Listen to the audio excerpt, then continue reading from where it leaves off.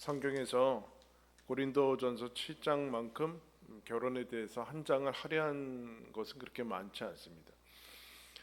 7장에 대해서 우리가 계속 살펴보고 있는데, 결혼, 독신, 여러분 한번 묻겠습니다.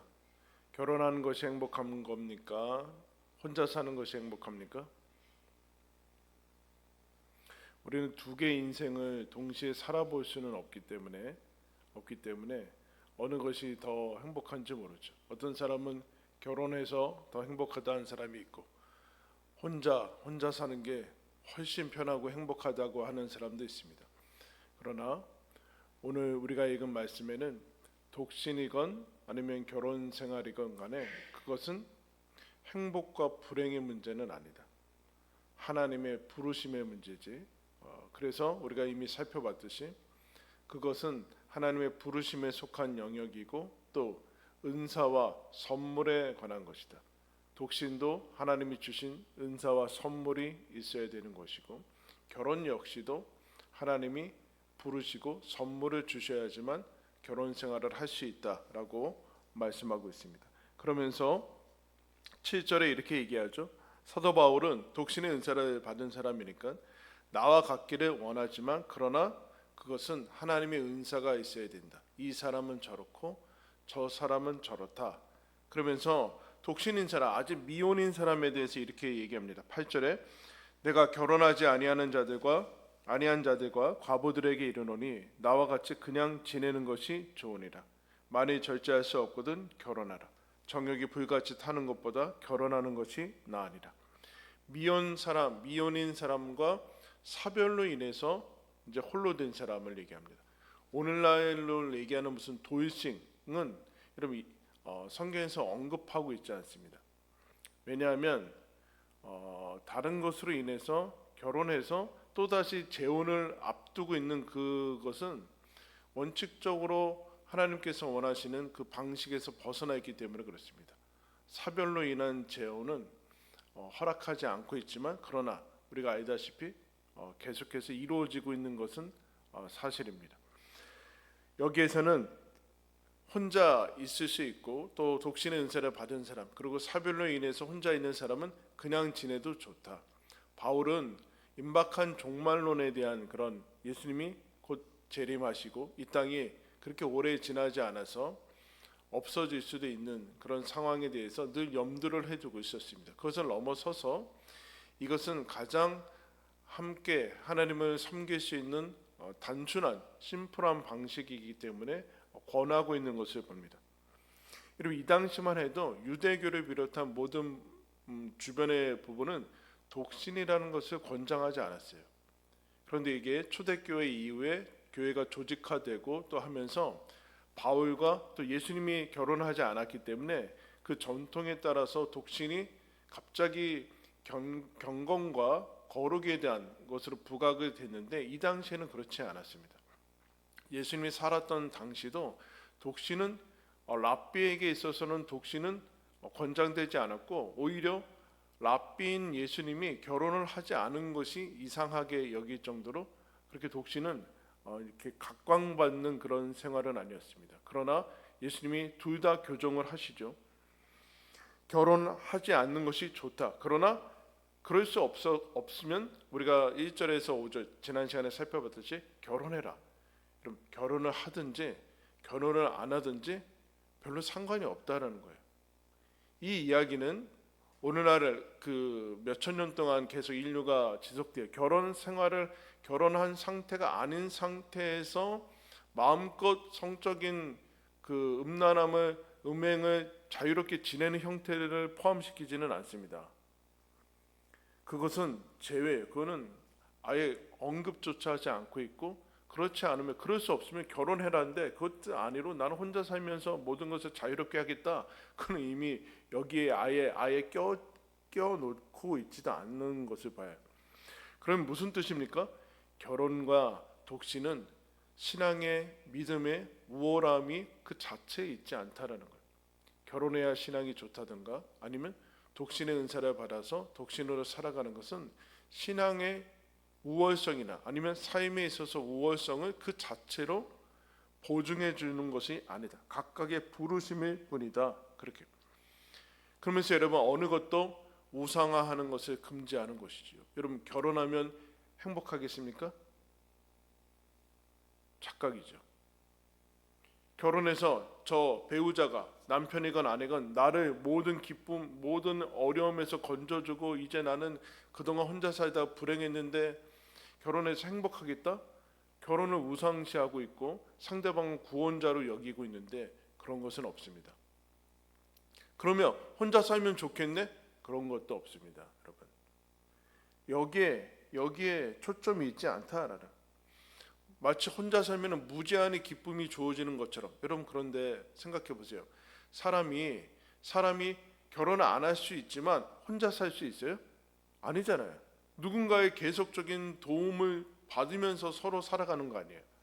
혼자 밥을 먹어도 여러분 혼자 한다는 것입니까? 그렇지 않잖아요. 누군가 배달을 해주던가 누군가 조리를 해준다는 것인데 혼자 살 수 있다는 착각을 가지는 것은 이미 누군가의 도움을 받고 있으면서 그것을 계속 나는 받기만 하겠다는 이기적인 삶의 그 착각이죠. 혼자 살 수 있는 사람은 없습니다.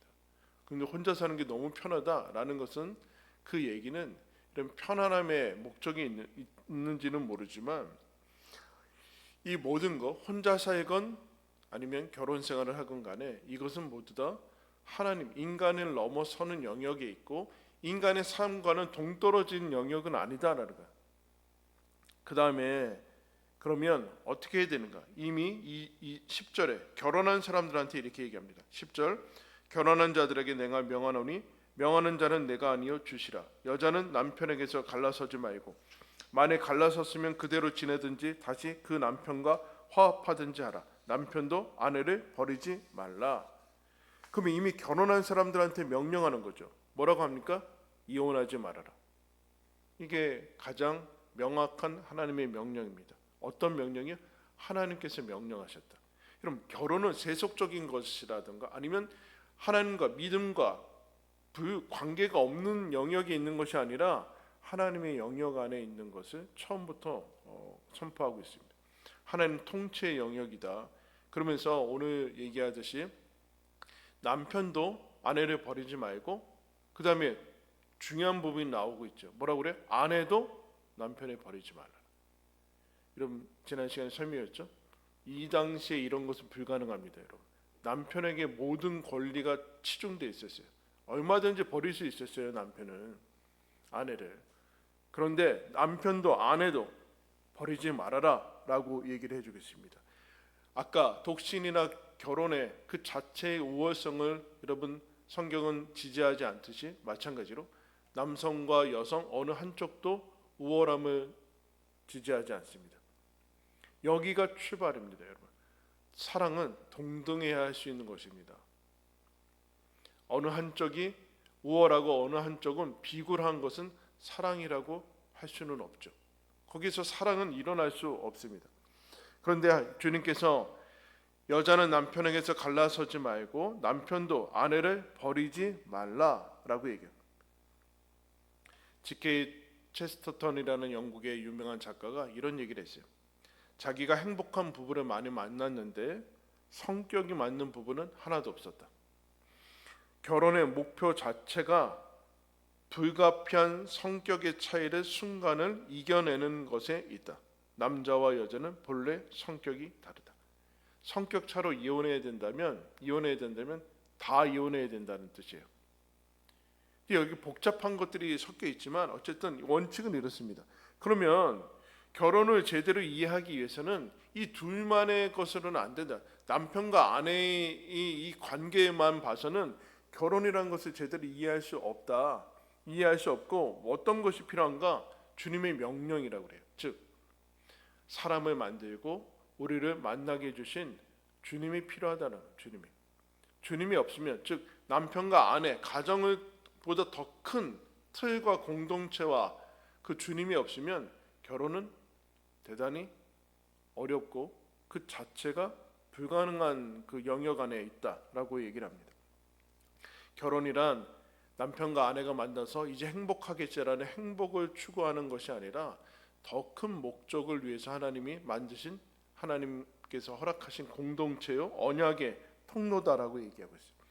즉 하나님께서 결혼을 통해서 이루시고자 하는 목적이 있고 계획이 있다라는 거예요. 그냥 좋아가지고 어느 날 눈 맞아가지고 그냥 사는 게 아니라 그것으로는 결혼을 유지할 수 없어요, 여러분. 오늘날 수없이 거의 절반 가까이가 깨지는 이유는 결혼 안에 결혼을 둘러싼 더 큰 주님, 하나님, 결혼을 명령하신 주님, 그리고 결혼 이 남녀가 마치 하나의 핵처럼 만나서 하는 그것보다 훨씬 더 큰 공동체 안에 있어야지만 그것이 가능하다라는. 달라스 윌라드라는 학자가 이런 얘기했습니다.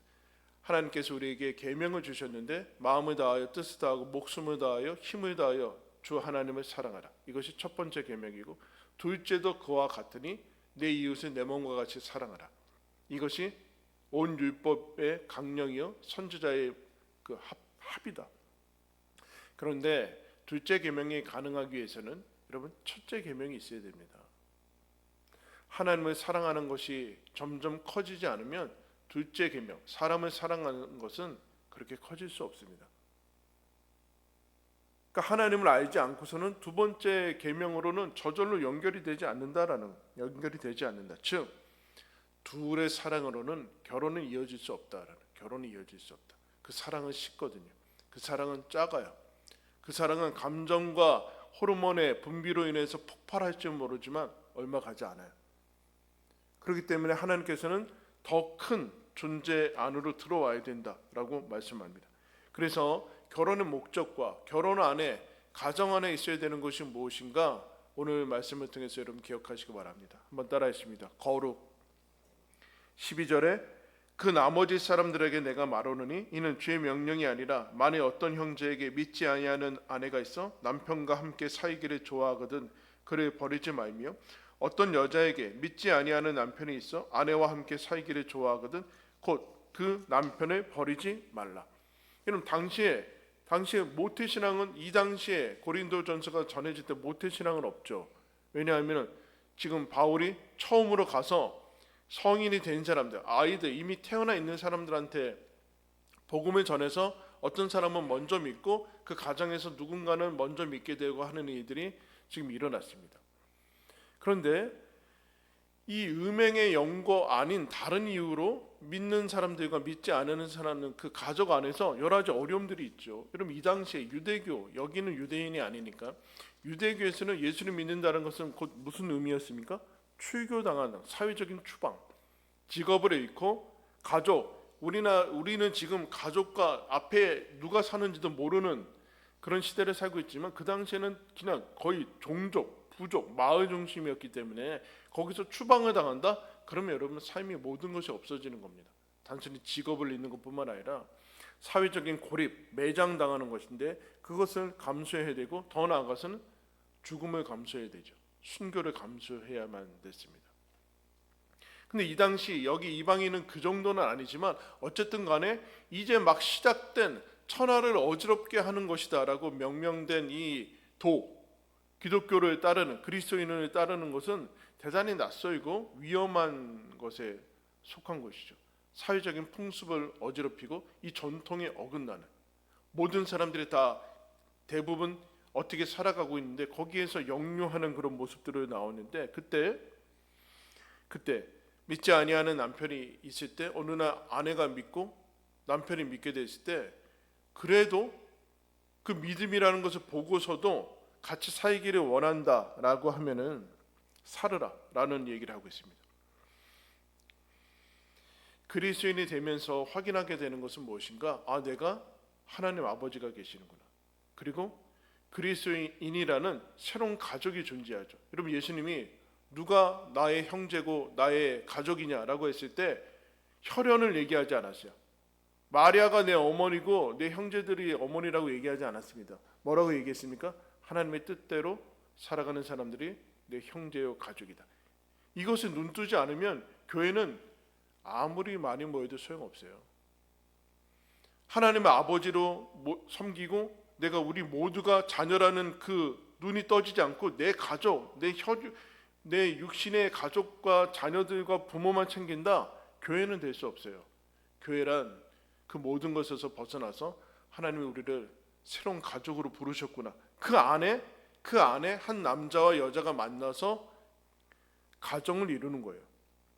교회 공동체가 먼저 있는 것이라는 거예요.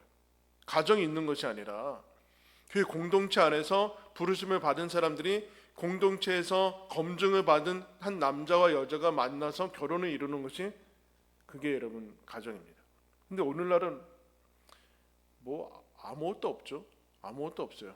아무나 그냥 만나서 결혼하고 뭐 교회 공동체의 검증이건 지지건 아무것도 없죠. 그러니까 이 땅은 어두울 수밖에 없어요. 성경의 기초부터 꿰지 않고 있기 때문에 그렇습니다. 그런데 그 얘기를 넘어서 지금 뭐라고 하는가? 동일하게 또 얘기하고 있어요. 믿지 아니하는 남편이 믿지 아니하는 아내가, 이러면 왜 이거 똑같은 거를 반복할까요? 앞에서 얘기한 것처럼 믿지 아니하는 남편이 좋아하거든 같이 살아라. 근데 믿지 아니하는 아내가 같이 살고자 하면은 같이 살아라. 왜 반복을 해주고 있어요? 또 얘기하고 있어요. 입이 아프고 또 반복되는 어구를 쓰는 것이 불편하지만 또 쓰고 있어요. 뭐요? 동등성을 얘기를 하고 있어요. 동등성.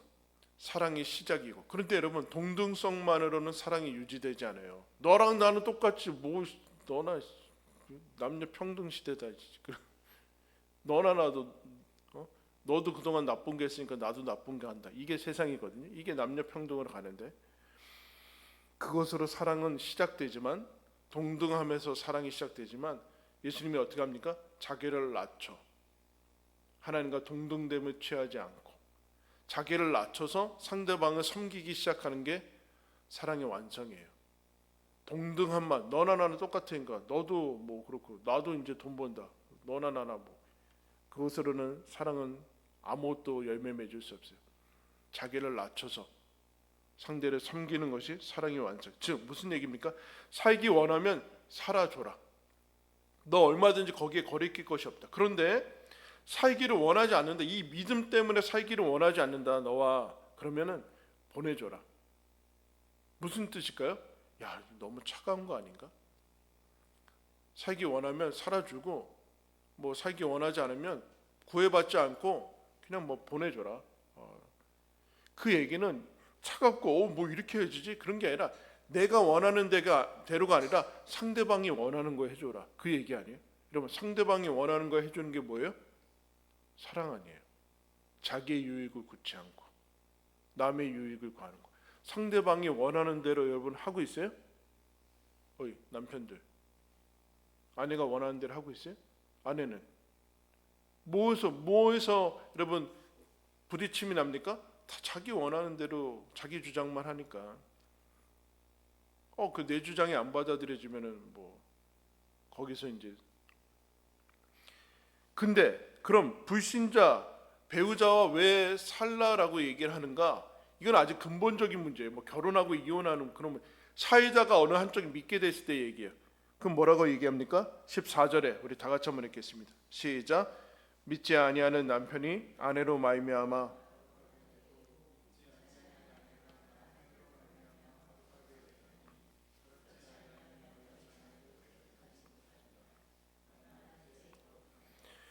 교회 즉 가정 안에 무엇이 있어야 되는가? 뭐라 그래요?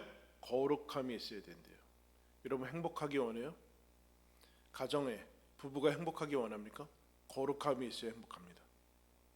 고린도 교회에 나타난 거룩의 반대의 대표적인 것이 뭡니까? 음행이었습니다. 음행이 있는데 그 가정이 거룩하고 행복하다? 그런 일은 없습니다. 그런데 사람들이 이 가정 안에 최고의 하나님께서 주시는 지켜야 되는 그 덕목과 그것이 거룩이라고 생각하지 않고 아니면 행복이라고 생각하는 것 같아요. 행복은 거룩의 부산물이지 행복 자체를 추구해서는 안 돼요. 왜요? 음행하는 게 행복하다면은 대책이 없잖아요. 음행 다 행복해서 하는 거 아니에요. 자유가 있고 저 사람이 진정한 사랑을 만났다고 이상한 소리 하고 있고 행복이 아니라 그건 자기 만족이죠. 자기 만족, 자기 이기심의 극대화. 그런데 성경은 뭐라고 얘기하는가? 부부 가운데 가정 안에 있어야 되는 것은 거룩이다. 이게 얼마나 웃겨요, 여러분. 얼마나 콧방귀를 킵니까? 조건이 맞아야 되고 뭐가 맞아야 되고 뭐 이렇게 해야 되고 뭐 해야 되는 게 결혼이라고 생각하는데 그렇지 않고 교회 그 가정 안에 부부 가운데 있어야 되는 것이 부부의 연합을 강력하게 붙들어 매는 것이 거룩이다라고 얘기해요. 하나님께 속한 것이다. 그리고 두 번째, 결혼 안에 있어야 되는 가정 안에 있어야 되는 것이 무엇인가? 한번 따라하십니다. 화평. 15절에 혹 믿지 아니하는 자가 갈리거든 갈리게 하라. 형제나 자매나 이런 일에 구애될 것이 없느니라. 그러나 하나님은 화평 중에서 너희를 부르셨느니라. 갑자기 믿지 않는 사람들이 나는 너무 믿어서 같이 살 수 없다 라고 하는 아주 극단적인 데까지 이제 갔죠. 오늘날은 아예 그런 게 없으니까 멋 모르고 지금 뭐 아무 생각 없이 믿음이라는 것이 결혼의 그 주요 조건이 아니라 밑으로 내려가 가지고 그러고 있는데 이 당시에는 그렇지 않았죠. 그러면 왜 그렇게 해주는가? 이걸 더 큰 것을 얘기하고 있어요. 화평으로 부르셨다. 이런 무슨 얘기인가? 그 사람이 갈리는데 난 당신이 좋아 막 하면서 여러 가지 어려운 점들이 있겠죠. 그때 할 만큼 했으면 됐다.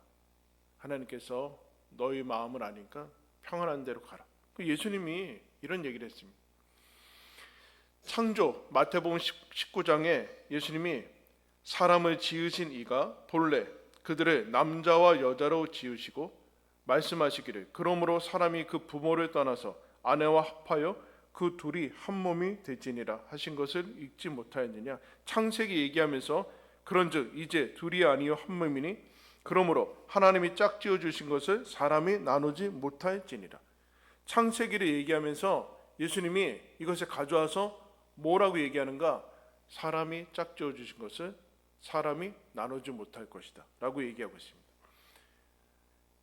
예수님이 결혼을 창조와 연결을 하고 있어요. 창조, 남자와 여자로 연결할 뿐만 아니라. 그래서 이것을 존 오토버그 목사님이 이렇게 설명을 하는 부분이 있었습니다. 하나님께서 창조할 때 빛과 어둠을 나누고 궁창 위에 아래를 나누고 물 있는 데와 물 없는 데, 바다와 육지를 나누고 그렇게 계속 나누면서 구분하면서 창조를 해나갔는데 남자와 여자를 만드신 다음에는 그 둘이 합하여 한 몸이 된다라고 연합을 얘기하신다. 그렇게 얘기를 하고 있습니다. 그러면서 결혼이란 창조 행위, 하나님이 짝지어 주시는 그 언약 안으로 들어가는 것이 결혼이다. 창조가 다 나눠지면서 하나님이 구분을 하시는데 남자 여자와 함께 연합되는 것을 통해서 창조의 가장 절정을 이루는 것을 예수님이 얘기를 하세요. 그러면서 사람이 나누지 못할 것이다. 화평과 이 고린도 교회에 만연했던 분쟁에 대해서 얘기하고 있죠. 분쟁이 해결되기 위해서는 어떻게 됩니까? 그냥은 안 되죠. 피가 흘려야 됩니다. 전쟁이 아니라 대속이 일어나야 되죠. 즉 희생이 있어야 돼. 희생. 이쪽에서 막 같이 살기를 원하면 희생해야 되죠. 말이 안 통한 영적으로 영육의 연합이 결혼인데 영적으로 통하지 않고 어떻게 여러분 하나 될 수 있어요? 그냥 평행선으로 가는 거죠. 그런데 살기를 원하면 살아줘라. 그러나 영적인 것 때문에 덩신하고 못 산다 그러면은 그냥 놓아줘라. 이 얘기는 너가 끌어안고 희생하라라는 뜻에 담겨 있습니다. 언제나 화평은 대속으로만 여러분 화평이 일어납니다. 하나님과 어떻게 우리가 화해됐습니까? 예수 그리스도가 죽어서 화평이 됐습니다. 내가 죽으면 가정이 화평이 될 거예요.